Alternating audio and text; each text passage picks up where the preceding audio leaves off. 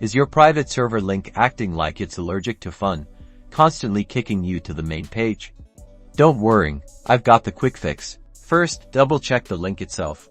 A single wrong character can throw the whole thing off. Carefully compare it to the link your friend or the game creator gave you. If the link looks good, head into the game's settings. The owner may have accidentally disabled private server access or changed the price. Confirm it's still active and you meet any requirements to join.